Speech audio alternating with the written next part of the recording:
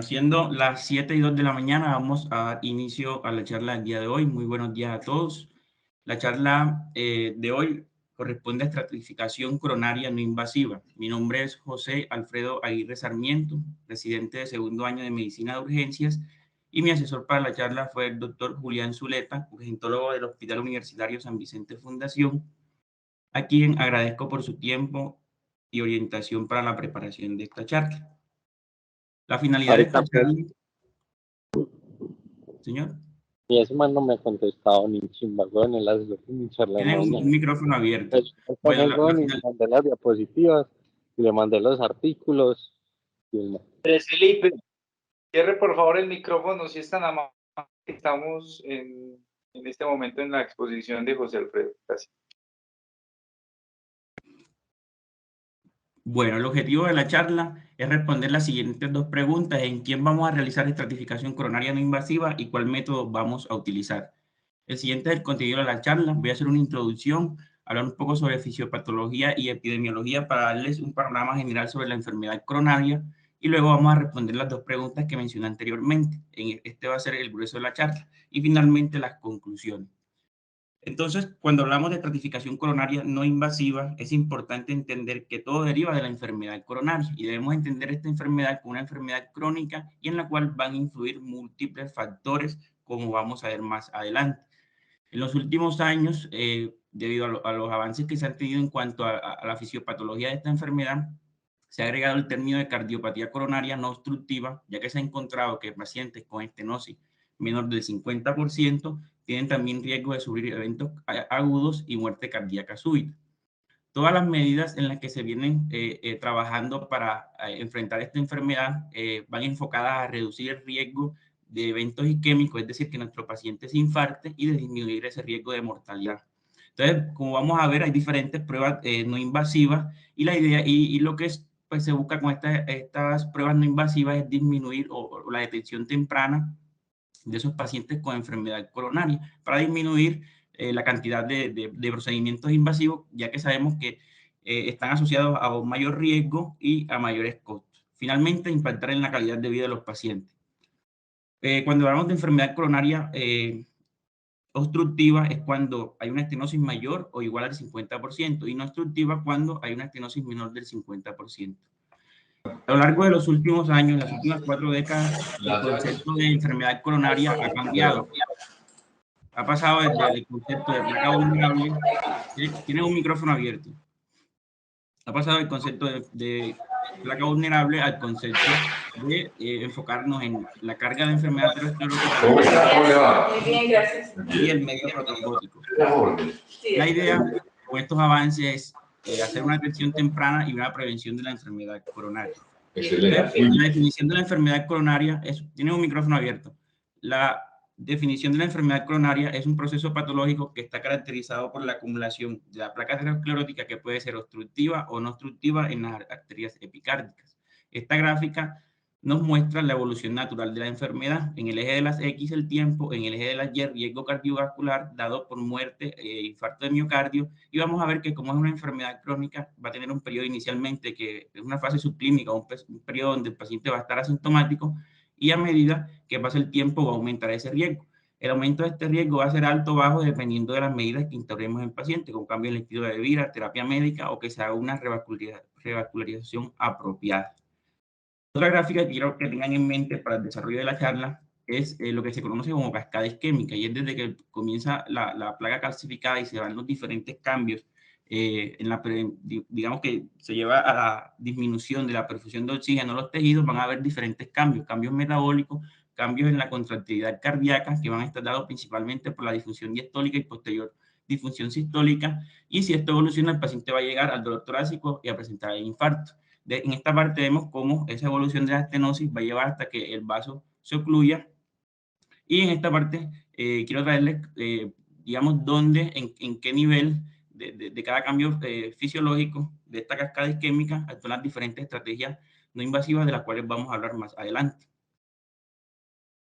Hablando un poco sobre la fisiopatología, me llamó mucho la atención este artículo que lleva por título "Del concepto de placa vulnerable al concepto del paciente vulnerable", y habla de 3 conceptos que están en evolución hoy en día, que les mencioné anteriormente. y es que se ha encontrado que los pacientes con mayor carga de enfermedad aterosclerótica tienen mayor riesgo. Carga, le entendamos lo que, digamos que el paciente que entre más aterosclerosis tiene, mayor riesgo va a tener, independientemente si es mayor o menor al 50%, y también va a depender de la respuesta del individuo a esta aterosclerosis y de la actividad de la enfermedad aterosclerótica. Es decir, si esta enfermedad cada vez va avanzando y es más progresiva en el paciente, va a haber mayor riesgo. Entonces, todas las medidas van a estar instauradas en disminuir estos tres conceptos. En cuanto a la epidemiología, la primera causa de muerte en el mundo es la cardiopatía isquémica. Estos son datos de la OMS entre el 2000 y el 2019. Y la AHA nos menciona que en Estados Unidos cada 40 segundos alguien sufre un impacto. Entonces, esto nos da un indicio de lo frecuente que va a ser en el servicio de urgencia el paciente con esta patología. En esta otra gráfica, mostrar que de todas las enfermedades cardiovasculares, la enfermedad coronaria es la primera causa de mortalidad de lejos con respecto a las otras. En Colombia, estos son datos de la Sociedad Colombiana de Cardiología en un artículo publicado en el 2015 que ellos tomaron del DANE, y ellos describen ahí que la enfermedad cardiovascular causó en ese año 60.000 muertes. Otro dato importante es que en ese año 878 personas se infartaron diariamente y una de cada 3 de ellas falleció. Datos más recientes del 2019 al 2021, estos son datos también tomados del DANE, y vemos como en el 2019 la primera causa de mortalidad fue el infarto agudo de miocardio, y en 2020 y 2021 solamente fue sobrepasado por la mortalidad por COVID.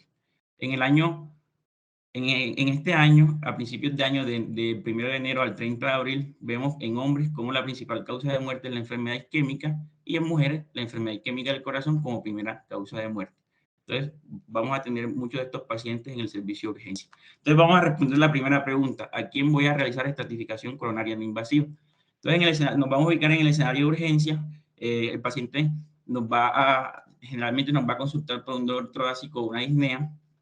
Vamos a definir si este dolor torácico es de una causa anginosa o tiene características isquémicas. Esto va a ser básicamente enfocado en las características del dolor, como ya conocemos. Recordar que en la última guía de dolor torácico de 2021 dicen que debemos tener un muy bajo umbral en las características del dolor, ya que los pacientes muchas veces lo refieren como un malestar, un disconfort. Entonces, debemos tener un muy buen juicio clínico a la hora de identificar a los pacientes, y debemos tener mucho cuidado en mujeres, diabéticos, enfermos renales y ancianos, ya que las características también pueden ser, o la presentación clínica puede ser muy variable. Siguiente pregunta: definir si el paciente tiene un dolor torácico agudo o crónico, porque de aquí va a depender hacia dónde va mi enfoque, hacia un síndrome coronario agudo o hacia un síndrome coronario crónico, que este término se acuñó en las últimas guías de 2019. Antes se hablaba con el concepto de angina inestable. Entonces, todo esto lo vamos a obtener con la historia clínica. Otra cosa que quiero recordar es que estas últimas guías también mencionan que borremos como el término atípico y hablemos de un dolor cardíaco, posiblemente cardíaco y no cardíaco. Todos los caminos del servicio de urgencia al paciente con dolor torácico orientan o llevan a un electrocardiograma. Entonces, vamos a tener dos posibles escenarios para el enfoque de la enfermedad coronaria: el síndrome coronario agudo, síndrome coronario crónico. En el síndrome coronario agudo vamos a tener los tres contextos que ya conocemos. Hicimos el EKG en los primeros 10 minutos, lo interpretamos y vemos que hay una elevación del ST.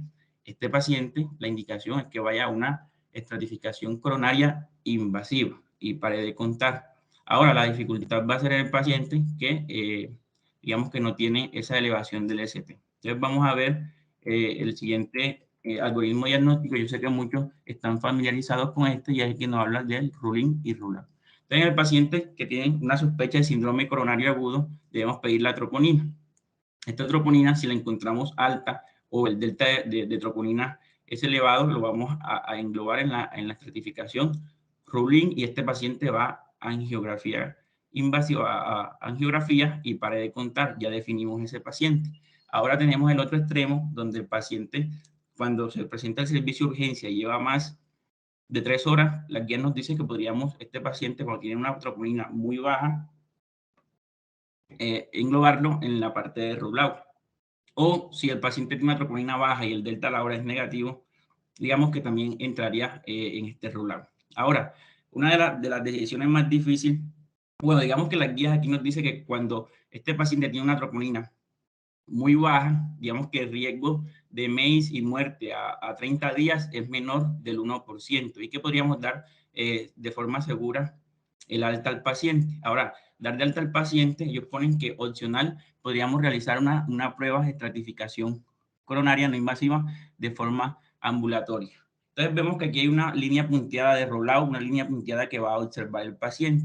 Y esto va a estar dado porque las guías de dolor torácico, lo que nos han orientado últimamente es que el paciente, cuando se presenta al servicio de urgencia, desde que sospechemos un síndrome coronario, vayamos estratificándolo con las escalas de decisión clínica. Hay diferentes validadas, la más conocida es HART Score, pues, y la mayoría clasifican al paciente en alto, intermedio y bajo riesgo. Y ellos nos dicen, vaya estratificando el paciente desde que llega al servicio de urgencia o cuando ya tenga todos los exámenes que solicita cada escala, porque esto nos va a facilitar la disposición y evaluación del paciente, pues la disposición final o evaluación del paciente. Entonces voy a regresar. Si el paciente lo tengo en rollout y esta escala de decisión clínica, por ejemplo, usamos el HART Score. Otra cosa, pues a mencionar aquí que estas escalas se han validado y digamos que HART Score es una de las más utilizadas porque tiene muy buena sensibilidad para descartar, pues para confirmar infarto agudo de miocardio y la otra es para, pues digamos que cuando se evaluó el MEIS y el alta del paciente, digamos que es un score que es seguro en el paciente de bajo riesgo. Entonces, si tenemos este paciente en la estrategia de rollout y esta escala de decisión nos dio bajo riesgo, este paciente no requiere estudios y lo podríamos de alta sin estudio. Y esto es uno de los cambios que ha tenido la guía buscando disminuir las pruebas pues, que no tienen indicación. Y esta línea punteada correspondería a este paciente que está enrolado, pero que la escala de decisión clínica me da intermedio. Es ese paciente que tiene ciertos riesgos por la escala y este paciente lo mencionan en la guía que lo podríamos observar, realizarle un ecocardiograma y con el ecocardiograma de reposo poder definir hacia dónde vamos a dirigir al paciente. Entonces ya definimos el paciente rollout, definimos el paciente rolling y nos queda un paciente que no encaja en ninguno de estos dos grupos y el paciente que las guías recomiendan observar. Inicialmente nos proponen dos opciones. Una sería realizarle una troponina a las 3 horas más un ecocardiograma y definir si hay una positividad o un cambio importante en alguna de estas dos herramientas. Este paciente aumentaría su riesgo y podría clasificarlo como un riesgo alto y llevarlo a angiografía. Ahora, si no cumple con ninguna de estas dos que nos apoyen, llevarlo a una angiografía, a una estratificación invasiva, entonces este paciente recomienda o dejarlo en observación y estudiarlo en observación o hospitalizar al paciente y llevarlo a una estratificación no invasiva.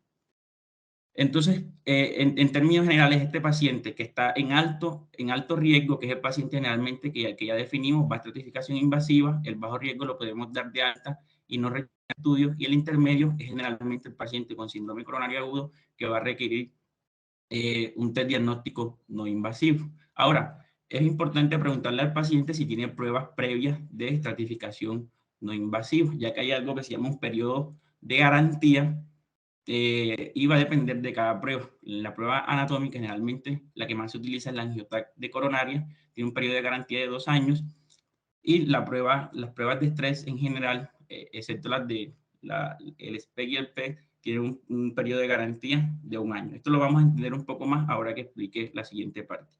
Entonces, seguimos con ese paciente que nos llegó al servicio de urgencia, tiene dolor torácico agudo, lo clasificamos con riesgo intermedio, ese paciente que lo tenemos ahí como en la mitad, que tiene riesgo, que no tiene, digamos que no estamos seguros. Entonces, este paciente nos vamos a hacer dos preguntas. Si tienen antecedentes de enfermedad coronaria, o sea, si es conocida o si no.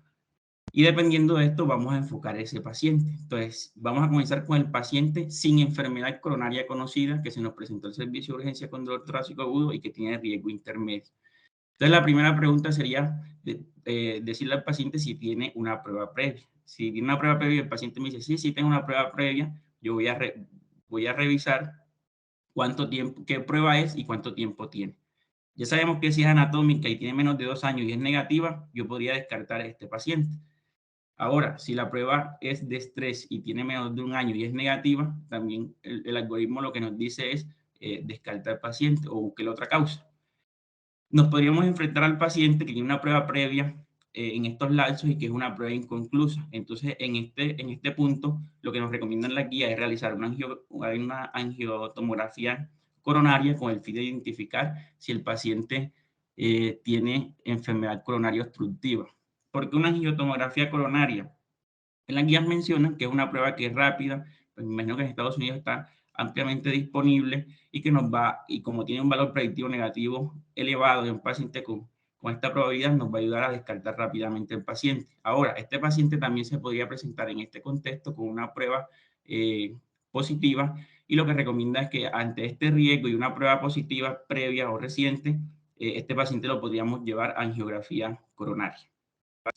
Ahora está el otro paciente que no tiene prueba previa. Entonces, en este punto, lo que nos recomiendan las guías es realizarle una angiotomografía coronaria.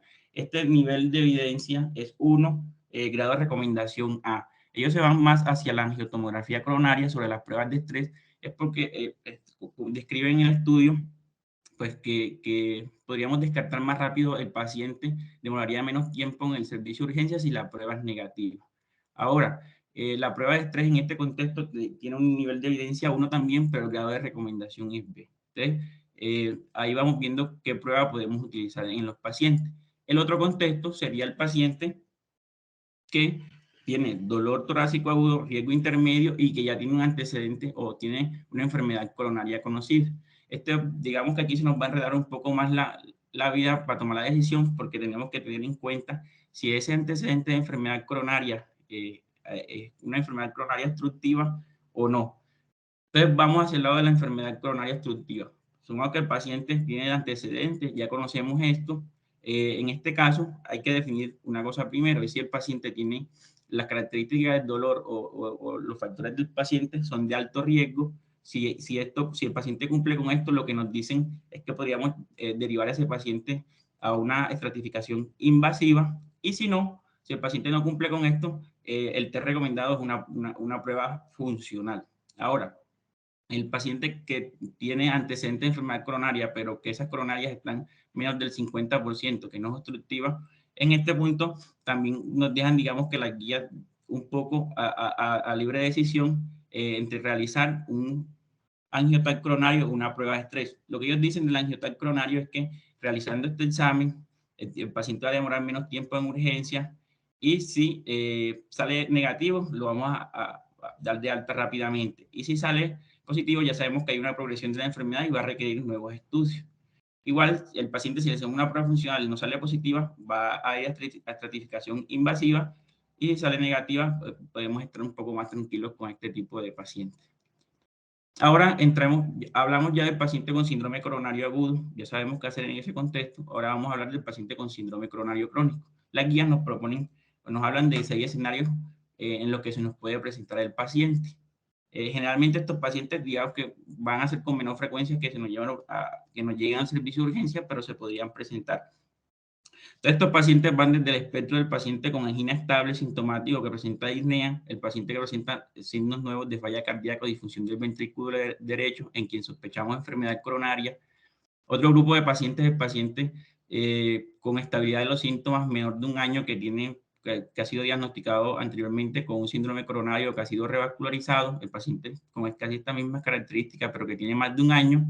Y otros dos grupos de pacientes especiales que ellos mencionan es el paciente que viene con una angina y hay una sospecha de una enfermedad microvascular o vasospástica, o el paciente que, digamos, que es asintomático y que le hicieron una prueba de tamizaje y sospechan enfermedad coronaria. Entonces, este grupo de pacientes con síndrome coronario crónico con angina estable, que ya definimos que es una angina estable, es más fácil saber qué paciente vamos a estratificar no invasivo, debido a que según la probabilidad pretest podemos tomar esta decisión. Entonces, a medida que han pasado los años, se han hecho diferentes estudios de prevalencia en la población y se ha encontrado que, digamos que con estos 3 parámetros podríamos aumentar nuestra probabilidad pretest para sospechar enfermedad coronaria. Entonces, las variables son la edad, las características del dolor y si es hombre o mujer. Y en los últimos años han agregado la disnea como equivalente de este dolor, esta angina. Entonces va a depender Esta probabilidad pretest, si es mayor del 15%, el paciente va a requerir exámenes diagnósticos. Si es menor del 5%, el paciente no requiere exámenes de estratificación no invasiva. Y tenemos una zona gris aquí que está entre el 5 y el 15%, donde va a estar un pequeño grupo de pacientes donde ellos nos van a dar otras indicaciones. Aquí, antes de pasar a esas otras consideraciones de probabilidad clínica, quiero mencionar que en estos últimos 3 años han habido ciertos cambios. En la guía, en la última guía hablan de que se considere mayor del 15% y los pacientes que tengan menor del 15% se han considerado como bajos y que no requieren examen. Esto basado en que se ha encontrado que esos pacientes menores del 15%, el riesgo de muerte y de infarto al año es menor del 1%. Entonces, si tenemos el paciente mayor de 15 basado en estos parámetros, por ejemplo, un paciente hombre, 60 años, vemos que tiene un 44, con un dolor típico, tiene un 44% y incluiría, estaría dentro de este grupo de mayores del 15%.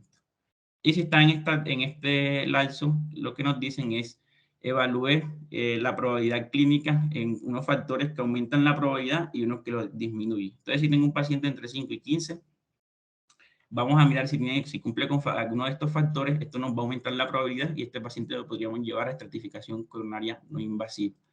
Hay algo que les quiero mencionar, voy a regresarme un poco, y es que en la guía no nos dicen, más adelante yo les voy a mencionar que el riesgo es intermedio alto, intermedio bajo, y esto es asociado a estos porcentajes. Por ejemplo, un paciente con 52%, digamos que un paciente con una probabilidad pretest intermedia alta, y un paciente con 17 sería un paciente con una probabilidad intermedia baja. Esto no lo dicen en las guías, pero digamos que uno lo infiere cuando lee las guías detalladamente. Y si los pacientes se tamizan o no, lo que nos dice la guía es que si el paciente es asintomático, de bajo riesgo, no es diabético, no hay indicación de realizar ninguna prueba de estratificación coronaria. Y nos dejan aquí con este grado de recomendación que si el paciente está asintomático pero con un alto riesgo cardiovascular, podríamos considerar la utilización de una estratificación coronaria no invasiva en estos pacientes.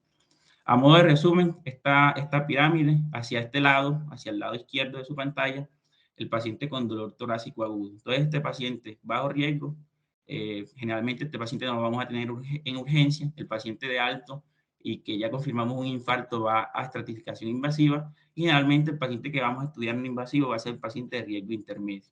De este otro lado, el paciente con dolor torácico estable, generalmente este paciente no lo vamos a tratar en el servicio de urgencia, pero saber que generalmente el paciente con riesgo intermedio alto es el paciente que vamos a estratificar de forma no invasiva. Entonces llegamos a la segunda parte de la charla, y es qué pruebas vamos a seleccionar. Entonces, nos tenemos que llenar de argumentos para saber qué prueba vamos a realizar. Hay muchas pruebas disponibles. Aquí pues traigo el cateterismo coronario, que es como la prueba invasiva con la que vamos a comparar todas estas pruebas no invasivas. Esta lista menciona 10 pruebas, de las cuales vamos a hablar más adelante. Y mencionar en esta parte que la sensibilidad y la especificidad varía de una prueba a la otra. En esta parte, ¿qué evalúa cada prueba? A grandes rasgos podemos decir que las pruebas anatómicas, como la angiotomografía coronaria, lo que va a evaluar es obstrucción, estenosis de las arterias. Y las pruebas de estrés, o las pruebas que conocemos como funcionales, dependiendo de la prueba, algunas como la ecoestrés, va a evaluar anormalidades en la motilidad, o sea, isquemia, y otras pruebas como la resonancia cardíaca o el SPECT van a evaluar la parte de la isquemia, pero mirando la parte de la actividad metabólica y la perfusión. Esta gráfica es fundamental para entender cómo enfocamos desde la probabilidad clínica pretest la prueba, o cómo nos orientamos hacia qué prueba seleccionar. Entonces, voy a colocar un ejemplo que va a ser la forma más fácil de entender esta parte, y es, si yo tengo un paciente que tiene una probabilidad intermedia a baja de enfermedad coronaria, ¿qué voy a querer? Una prueba que me ayude a descartar fácilmente ese diagnóstico. Entonces, el angioTAC es una prueba que tiene la capacidad de descartar en ese grupo de pacientes, ubicando pues un paciente con probabilidad intermedia baja. Ahora, si tenemos un paciente con una probabilidad intermedia alta que se ubicaría, digamos que en esta parte de la gráfica, vamos a buscar una prueba con capacidad, voy a querer confirmar el diagnóstico, entonces voy a buscar una prueba que tenga alta capacidad de confirmar el diagnóstico, que en este caso podría ser una resonancia cardíaca o una ecoestrés. Ya la decisión de qué prueba vamos a utilizar, digamos que esto no nos va a decir qué prueba utilizar, sino que nos va a ir orientando, porque esto, básicamente la elección de la prueba va a depender de la disponibilidad, de la experiencia que se tenga, también de la preferencia y las condiciones del paciente. Y en esta parte lo que nos hacen, bueno, en esta parte se me olvidó mencionarle que esto son las pruebas comparadas con la coronariografía como tal. Y en esta parte lo comparan con el flujo de reserva fraccional, y básicamente lo que nos quieren decir aquí es que cuando queremos evaluar esa parte isquémica, las pruebas de perfusión serían las ideales para confirmar el paciente. Este es un estudio publicado en 2015, PROMISE, comparó test anatómicos versus funcionales, un ensayo clínico aleatorizado, 10.000 pacientes. Digamos que lo que se buscaba era que la angiotac coronaria, si era superior a las pruebas funcionales, cuando se evaluaban los siguientes desenlaces, o sea, si era superior a hacerles pruebas funcionales. Siguieron los pacientes, los aleatorizaron a cada una de estas pruebas y los siguieron a 2 años. Y lo que encontraron era que no había pues, diferencias en estos desenlaces clínicos como combinación de infarto, ACV, muerte por cualquier causa cardiovascular, en realizar una prueba o la otra. Lo único, digamos que en los desenlaces secundarios que encontraron fue que los pacientes que se llevaron angiotac requirieron mayor estratificación invasiva que estos otros. Bueno, vamos a hablar de las pruebas. Vamos a comenzar con las pruebas funcionales. Estas pruebas son de diagnóstico, seguimiento, y una cosa muy importante que me llamó la atención es que estas pruebas son pronósticas. La prueba de esfuerzo, hasta hace una década, era la prueba de lesión en el paciente con riesgo intermedio. Es una prueba que se realiza en el paciente sometiéndolo a una prueba física que puede ser en banda, como se ve en la imagen, o en bicicleta. Y hay unos protocolos establecidos donde se va aumentando el ejercicio en los pacientes, y el paciente debe estar monitorizado electrocardiográficamente y los signos vitales. Y dependiendo de ese protocolo se van midiendo diferentes, digamos, de la parte clínica, la parte electrocardiográfica y los signos vitales. Es una prueba que es muy buena por la parte de la evaluación funcional pronóstica, que digamos que de alguna forma es subjetiva en MEDS, y que va a ser muy útil en el paciente con probabilidad intermedia baja. Algo que digamos que es una desventaja o se puede utilizar solamente en algunos pacientes, que el paciente debe tener estabilidad clínica para poder realizar la prueba y capacidad de actividad física. Otra cosa importante es que los pacientes que tienen alteraciones electrocardiográficas, es decir, que no tienen un EKG normal, no son candidatos a realizar este tipo de pruebas, ya que esto puede llevar a la inadecuada interpretación de los resultados. El protocolo Bruce es el protocolo como más utilizado en la realización de esta prueba, y estos son los parámetros que se utilizan en general para determinar que una prueba es positiva o no. Lo primero que hay que mirar en la prueba es si es interpretable o no. Y definimos una prueba interpretable cuando se alcanza más del 85% de la frecuencia cardíaca máxima. Si eso se cumplió, entonces vamos a determinar si es positivo o no. Si el paciente durante la prueba presenta angina que limite la actividad física, hipotensión con la actividad o cambios en el electrocardiograma, principalmente en elevación del ST, pero hay otros parámetros también, este paciente se va a considerar como una prueba de esfuerzo positivo. El valor de esta prueba radica en su valor predictivo negativo, es decir, si tenemos un paciente con probabilidad baja y una prueba negativa, podríamos estar descartando la enfermedad coronaria. Es una prueba que es ampliamente disponible, replicable y que no es costosa. Los costos, como vamos a ver en los diferentes estudios, van a variar de un centro a otro. Entonces, en este paciente, pues encontré en este manual que tenía un costo de 400.000 pesos, pero en otras instituciones el valor oscila entre 200, 250.000 pesos, pues también esta prueba. Otra prueba es el ecocardiograma en reposo. Es una prueba que tiene una utilidad limitada para la estratificación coronaria. Es una prueba que nos va a ayudar más que todo a aumentar el índice de sospecha, como mencioné anteriormente, y que nos puede ayudar en diagnósticos diferenciales, ya que sí evidencia de pronto una disección aórtica, una alteración valvular en el paciente. Lo que vamos a evaluar, ya este método, esta ecografía no lo voy a explicar cómo se realiza, ya la mayoría conocemos, y lo que vamos a mirar es si hay alteración en la motilidad cardíaca, en la contractilidad de los segmentos. Cuando hay comprometidos 3 o más segmentos, digamos que debemos prestarle mucha atención a esta prueba, o cuando hay un compromiso importante de la FEB, pues, lo escriben como menor del 35%. Vemos que la sensibilidad y la especificidad de esta prueba es muy variable, ya que es una prueba de observador dependiente y que en el contexto, como les mencioné, de estratificación invasiva, tiene poca utilidad. Y la otra cosa es que no nos da información sobre eventos agudos, sino que pues, el paciente puede venir con esto desde antes y no sabemos si es algo nuevo.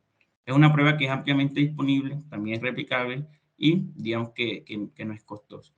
En este manual la describen como 500.000 pesos, pero sabemos que esta prueba en otros centros puede ser más económica. Digamos que el valor puede estar oscilando en 250.000 pesos. Otra prueba sería funcional, el EQUES-3. Entonces, el EQUES-3 lo podemos utilizar, EQUES-3 físico o farmacológico. Este farmacológico se puede con inotrópicos o vasodilatadores, y el físico va a ser en la banda sin fin, así como la prueba de esfuerzo, o en bicicleta, pues va a ser muy similar.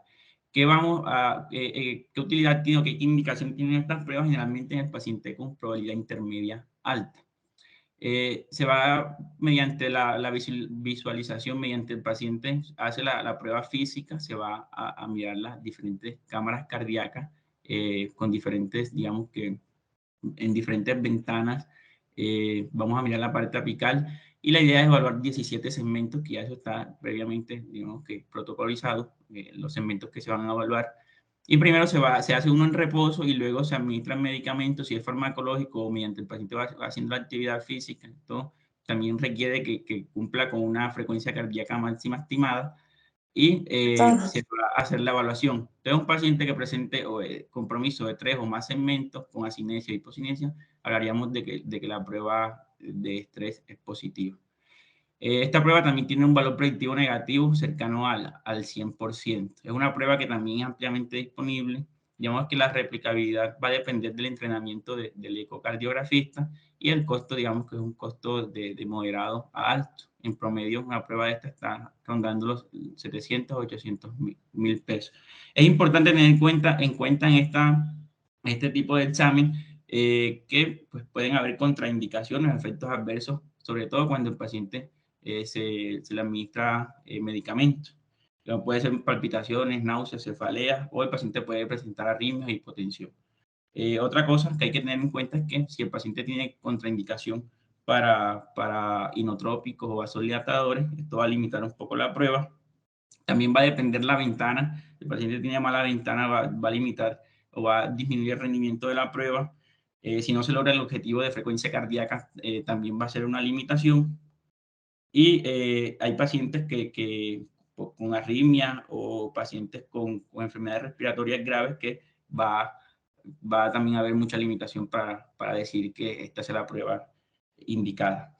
El valor pronóstico en estos pacientes cuando tenemos una prueba negativa es menor del 1% de muerte al año. Entonces, vemos que es una prueba que cuando es negativa tiene un buen valor pronóstico. Las pruebas de perfusión miocárdica lo que van a evaluar es la actividad metabólica del miocardiocito. La finalidad es evaluar cambios en la perfusión.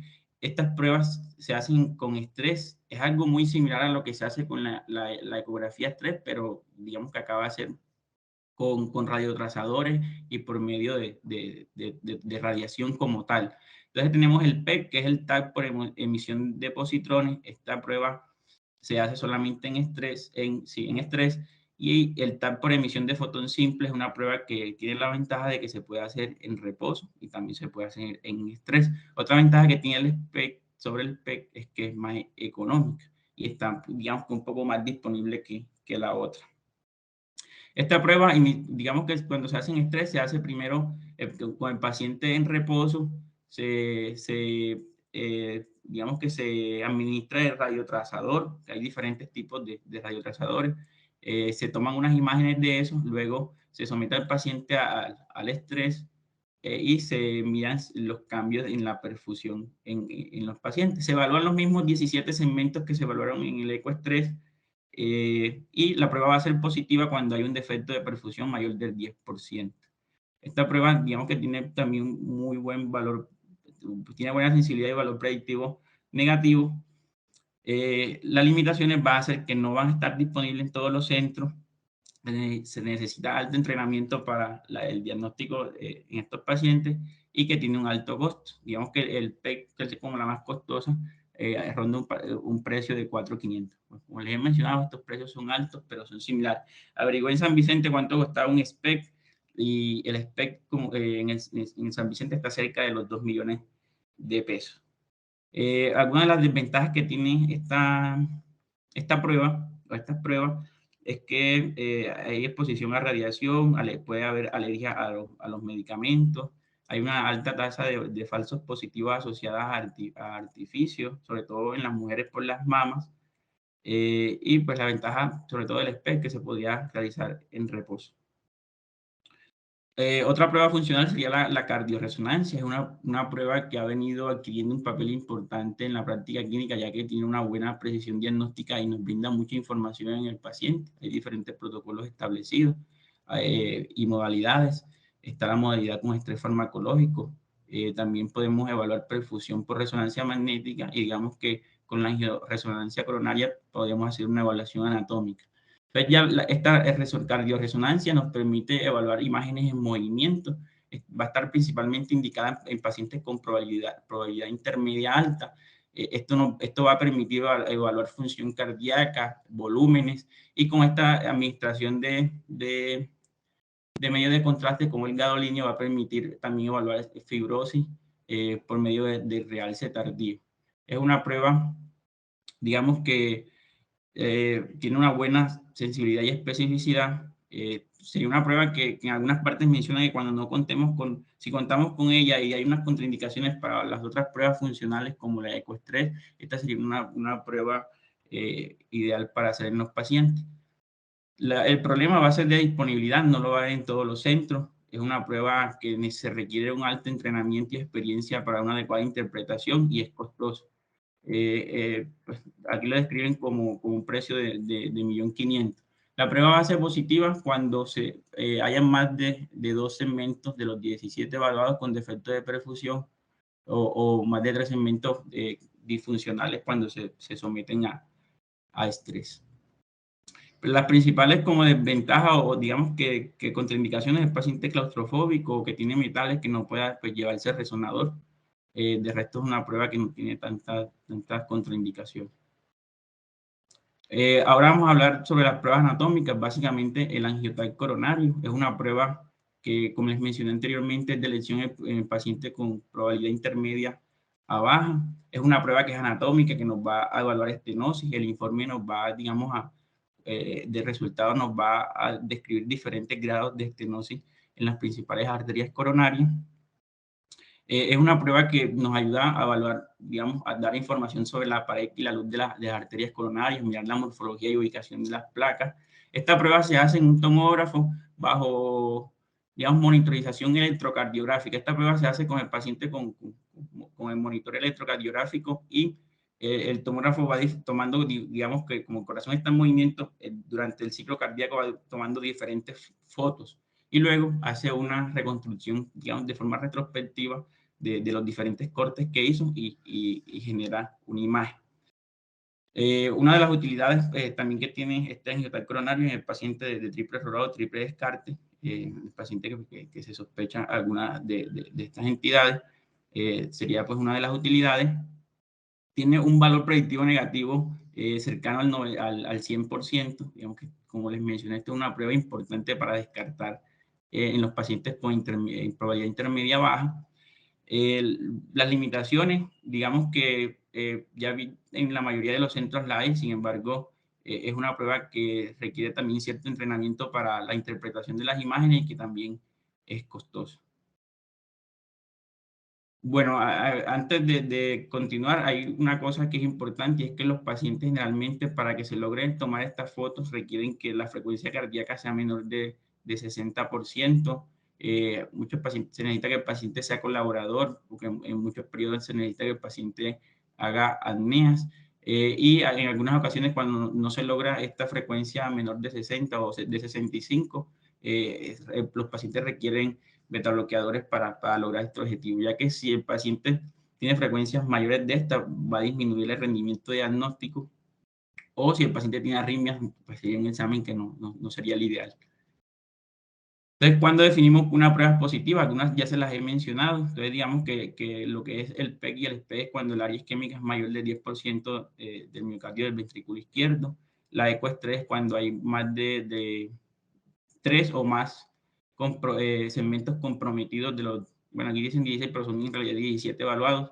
La resonancia cardíaca es cuando hay 2 o más de los segmentos evaluados, cuando se hace por perfusión, o 3 o más cuando se hace como una difusión por prueba de estrés. La angioTAC va a ser positiva cuando hay una enfermedad de 3 vasos con estenosis proximal, o cuando hay enfermedad del tronco, o cuando hay una estenosis proximal de la descendente anterior. Y pues esta parte sería de pruebas funcionales invasivas. Ahora, la selección de la prueba va a depender del paciente. Primero, tener en cuenta las preferencias y las condiciones del paciente. Segundo, la probabilidad pretest nos va a ayudar a orientarnos a qué prueba vamos a realizar. Hay que mirar las contraindicaciones. Esta diapositiva se las traigo para saber que cada prueba tiene su contraindicación, y esto va a ser muy importante tenerlo en cuenta. Lo otro que vamos a mirar es que la prueba sea disponible y que se cuente con experiencia en el centro donde se va a realizar para que el rendimiento diagnóstico sea el adecuado. Esta es la penúltima diapositiva. Es un algoritmo que nos plantea la guía de síndrome coronario crónico para la evaluación o para decidir la selección de la prueba en el paciente con angina estable. Entonces, ellos básicamente lo que nos dicen es que si el paciente tiene una probabilidad intermedia baja, es un paciente que requiere con las características del paciente sugieren la necesidad de una imagen de alta calidad, se cuenta con el examen y hay experiencia en él, o si se desea tener información de aterosclerosis, lo ideal sería hacer una angiocardia coronaria. Si el paciente, la probabilidad es más alta, intermedia alta, digamos que la sospecha es que el paciente vaya a ser revascularizado, se cuenta con la prueba, se conoce la prueba, la indicación, la recomendación sería hacer una prueba funcional o una prueba de estrés. Y una cosa que mencionan, que el paciente con síndrome coronario crónico podría ir directamente a angiografía coronaria o estratificación invasiva cuando cumpla con algunos de estos criterios. Generalmente son estos pacientes que tienen una probabilidad intermedia alta, que tienen síntomas refractarios severos, o pacientes que tienen mucha alimentación con la actividad física, o que presentan difusión del ventrículo izquierdo. Estos pacientes que se tenga esa alta sospecha podrían ir a estratificación invasiva. Entonces, finalmente, a las conclusiones que llego luego de revisar este tema, es que va a ser muy importante, y lo que nos va a orientar es definir la probabilidad pretest. Esta probabilidad pretest, no solamente con esas herramientas, sino la historia clínica, un examen físico y las ayudas diagnósticas que tengo de primera mano, como es el electrocardiograma y las troponías. Luego de eso, debo correlacionar esa probabilidad con las condiciones que tiene mi paciente para poder saber a qué prueba lo voy a orientar. En general, las pruebas funcionales son pruebas de indicación o de elección en el paciente con probabilidad intermedia alta, ya que con estas pruebas puedo confirmar el diagnóstico con mayor precisión. En el paciente que de pronto tenga una probabilidad intermedia baja, la angioTAC coronaria va a ser muy útil. Y recordar que todo va a depender también de las preferencias del paciente, de que tenga la prueba disponible y que en el centro se cuente con la experiencia y la disponibilidad de la prueba. Muchas gracias. Eso era lo que les traía para el día de hoy. Estoy atento a las observaciones y los comentarios. Muchas gracias.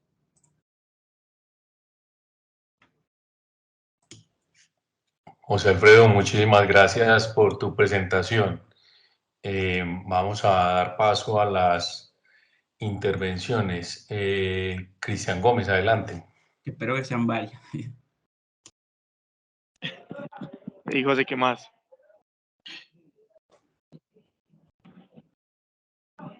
José, ¿me escuchas? Sí, adelante, Cristian. José, muchas gracias por la presentación. Yo quería hacerte una pregunta. Derivada de todo lo que explicaste, muchas veces, bien sea porque en el entorno ambulatorio a un paciente le fue solicitada una prueba, digamos, de estratificación no invasiva, o bien sea porque vos le diste egreso a un paciente desde urgencias que consideraste de bajo riesgo, y le solicitaste, por ejemplo, un ecoestrés ambulatorio, y con todos los sustentos y los argumentos que vos ya presentaste, quisiera saber qué harías cuando ese paciente retorne, por ejemplo, 2 o 3 semanas después, en un escenario ideal, con el resultado de una prueba positiva. Es decir, el paciente se presenta asintomático al triaje y dice, vengo porque me acabo de hacer esta prueba, este ecocardioestrés, y me salió positiva para inducción de isquemia.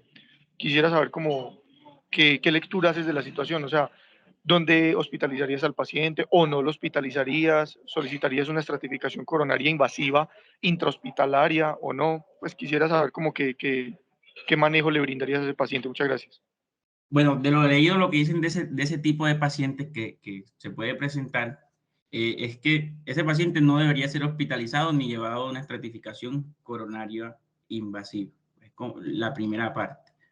En ese paciente que es de bajo riesgo, tocaría evaluar ese resultado porque podría corresponder a un falso positivo. Entonces tocaría ese paciente, yo, si no está asintomático en el momento, es de bajo riesgo, yo lo derivaría a una consulta con cardiología para que estudie los diferentes factores de riesgo y dirigir una terapia médica en este paciente. Porque las guías son claras en ese paciente que es asintomático, que tiene una prueba positiva, no, ellos dicen no requiere estratificación invasiva ni hospitalización. O sea, ese paciente se podría manejar de forma ambulatoria.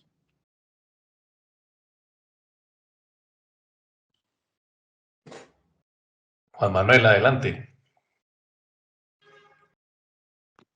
Buenos días. José, me pareció una charla muy bien dirigida, muy organizada. Creo que respondiste muchas dudas y pues básicamente yo no tenía ninguna duda hasta que Cristian acaba de plantear esta. Y en realidad es que pues cambias como algunas cosas que yo pensaba porque en mi recuerdo, en mi cabeza, si un paciente se presentaba con una prueba funcional positiva, ya la probabilidad cambia, ¿cierto? Entonces ya la indicación sería hacer una prueba que confirmara o que pudiera descartar con mayor precisión ese diagnóstico, pero pues creo que es contundente lo que nos acabas de contar. Profe, en parte mucho de eso habla un estudio que se llama Isquemia, que fue publicado en el 2020, y es si llevar a esos pacientes a una estratificación invasiva más terapia médica era diferente a hacerle solamente terapia médica. Y encontraron que no había en realidad diferencia en los resultados que evaluaron, que fue mortalidad, infarto y todos esos desenlaces. Entonces, básicamente el resultado de una prueba funcional, o al menos de la prueba una prueba de estrés, o no sé si la ecocardio aplica ahí también, positiva en un paciente asintomático no nos dice nada. Si es de bajo riesgo, no, profe, sino si digamos que la probabilidad prete es de bajo riesgo. Porque eso influiría en la decisión. Si es un paciente que tiene un riesgo intermedio alto, si está asintomático, pues en urgencia no necesariamente lo voy a estudiar, lo podría estudiar ambulatorio, pero ahí en ese paciente que ya tiene un mayor riesgo, sí tocaría mirar a ver si le hago otra prueba. Ok, entiendo. Hay una pregunta que no sé si vos me la puedas contestar o si alguna de las personas que está que por ahí vi al profe Gándara y no sé si Julián está, y es con respecto al PET, porque es que yo he leído dos modalidades de PET, una que es con oxígeno marcado y otra que es con fluorodeoxiglucosa. Básicamente la diferencia es que una detecta la captación de oxígeno y la otra el metabolismo. De esas dos, ¿qué diferencias hay? Y por ejemplo, o sea, ¿cuál sería más precisa o cuál es la que se hace con mayor frecuencia? No sé si lo leíste o si alguien nos puede... No, profe. Si tenemos cardiólogo, adelante. Bueno, seguimos en el orden. Profesor Juan Arango, adelante. Buenos días, muchas gracias por la exposición. Pero entonces yo me enredé con lo que estaban hablando y perdonen, a ver. Es decir, si yo pido una prueba es para tomar decisiones con una prueba. Es decir, si yo Número 1, bajo riesgo, ese paciente no se le debe realizar, dentro de lo que yo conozco, ningún otro examen. De hecho, es bajo riesgo y listo. Pero si tengo una prueba de estrés positivo, yo es para hacerle caso, yo no debo ignorar. Entonces, si no, no la pediría. No sé si es que estoy interpretando lo que estoy escuchando de una manera diferente. Sí, profe, lo que tocaría evaluar ahí en el paciente, primero sería definir por qué se le pidió la prueba, ¿sí o no? Y si dio positiva, ya tocaría mirar otras cosas en el paciente, o sea, digamos que aumentar esa probabilidad o determinar esos riesgos en el paciente para ver si le creemos a esa prueba. Pero el concepto con que yo entendí para revisar el tema es que si un paciente que está asintomático, que su riesgo es bajo y tiene una prueba positiva, eso no indica necesariamente que se tenga que llevar a coronariografía o que se tenga que hospitalizar el paciente. O sea, una prueba positiva en ese contexto no es igual a estrategia invasiva. Bueno, me gustaría que me mostrara eso, pues que en dónde está escrito eso. Y lo segundo, es decir, en ese esquema o en esa gráfica de rule in, rule out, pues yo ya les he dicho, he hablado con algunos de ustedes de que es absolutamente aberrante que en todas las 3 o 4 direcciones en las que uno debe tomar decisión aparece la angiografía, como si la angiografía fuera igual a una placa de tórax o a un hemoleucograma, y de hecho, es decir, si está rule out, no entiendo, me parece escandaloso que la guía siga colocando la angiografía como una terapia para estudio del paciente, que, repito, se le ha hecho rule out, y el riesgo intermedio también sigue apareciendo. Entonces, la obsesión mía es de que uno no puede realmente creer todo lo que lee, ni creer todo lo que veo, lo que escucha. Me parece que esa guía es absolutamente extremista en ese sentido de que la angiografía la toman como si fuera un examen común y corriente, y yo he visto pacientes morir por punción arteriales y amputaciones y un montón de complicaciones fuera del medio de contraste, en fin. Básicamente es eso. Quedamos entonces de que usted me envíe o me muestre donde un paciente que se le documentó una prueba de estrés positiva va a ser, deba ser estudiado o seguir estudiándolo con otro método diagnóstico. Muchas gracias. Gracias, profe, por su participación. Gracias, profe. Luis David, adelante. José, muchas gracias por la charla. Es para dejarnos conceptos claros. Uno, cuando hablamos que una prueba de inducción de isquemia es positiva, eso te lo hace clasifica en esencia en 2 riesgos. Pues un paciente de alto riesgo, que la definición de eso es que tiene una mortalidad más del 3% al año, o que sea uno intermedio, que la mortalidad sea del 1 al 3% al año. Y según la prueba de isquemia que usted utilice, esa definición de alto e intermedio riesgo cambia. Entonces, por ejemplo, usted le da a un paciente una perfusión. Es muy diferente si la prueba sale positiva para isquemia en el 20% del miocardio o el 2% del miocardio. Ambos cumplen el concepto de positivo, pero solamente un paciente con isquemia mayor al 10% de la área miocárdica se considera de alto riesgo. Y esos son los pacientes que, si son sintomáticos, se benefician de estrategias de coronografía. Por ejemplo, ecocardiotest. La definición de eso está determinada porque el paciente tenga 2 de los 16 segmentos afectados, o 3, perdón, o 3 acinéticos o 2 con hipocinesia o 2 acinéticos. Entonces, aquí voy lo siguiente. Usted tiene que responderse 2 preguntas. ¿Es un síndrome coronario crónico versus es un paciente con una angina inestable en el cual usted se lleva estrategias de estratificación? Síndrome coronario crónico ya está muy bien estudiado en el estudio isquemia, que pacientes con síndrome coronario crónico no se benefician de coronografía porque no cambian desenlaces cardiovasculares mayores, no hacen menos falla cardíaca, no cambia nada.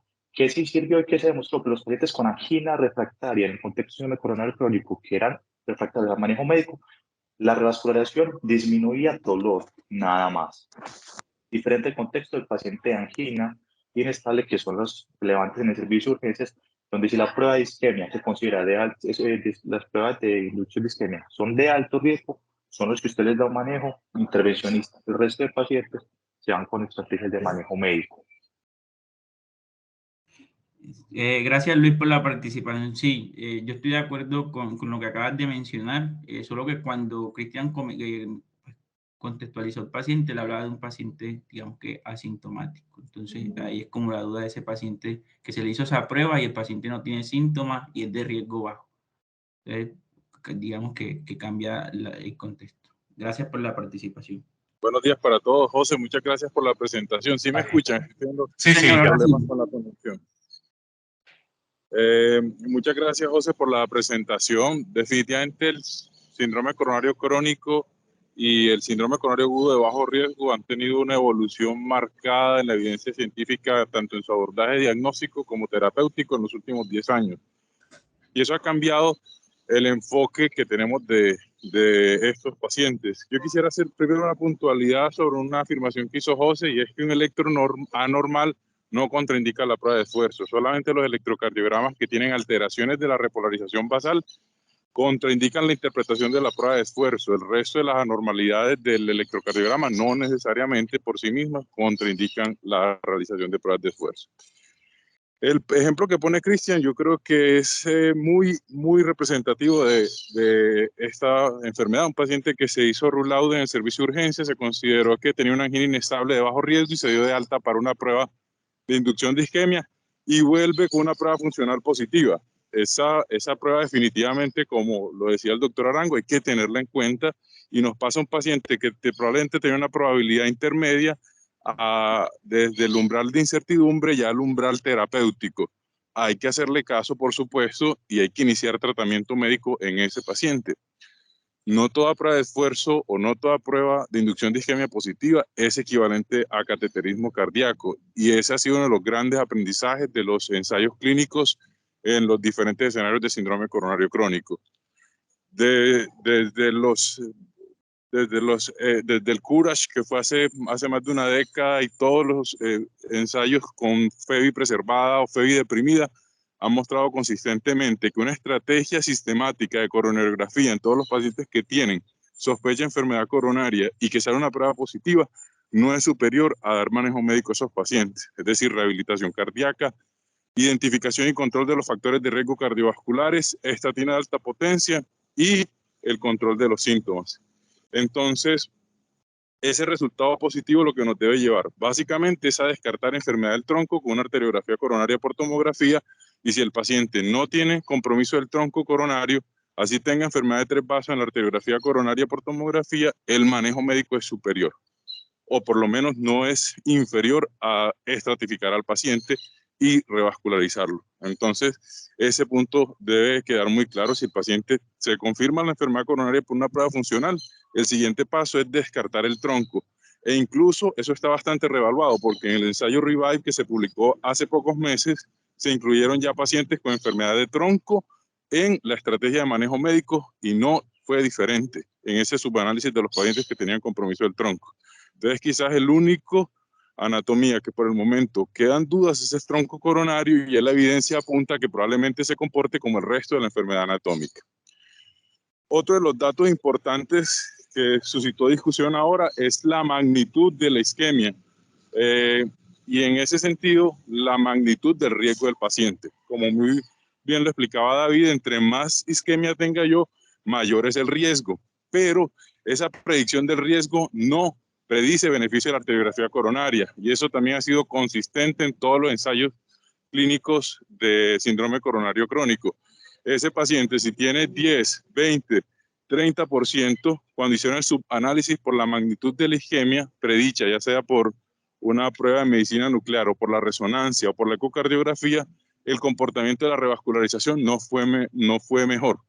Entonces, en el pasado considerábamos que la magnitud de la isquemia y por lo tanto la magnitud del riesgo era una potencial indicación de arteriografía coronaria, pero hoy sabemos que no, que independientemente de la magnitud que tenga ese paciente, estratificarlo con una arteriografía coronaria y revascularizarlo no es superior a ofrecer buen manejo médico, insisto, terapia de rehabilitación cardíaca identificación de factores de riesgo, control de los lípidos, cesación del tabaco. Entonces, eso ya queda cada vez más claro que no todos los pacientes deben ir a arteriografía coronaria y cada vez son menos los pacientes que van a derivarse a una arteriografía coronaria. Básicamente los que persistan sintomáticos a pesar de un manejo médico completo.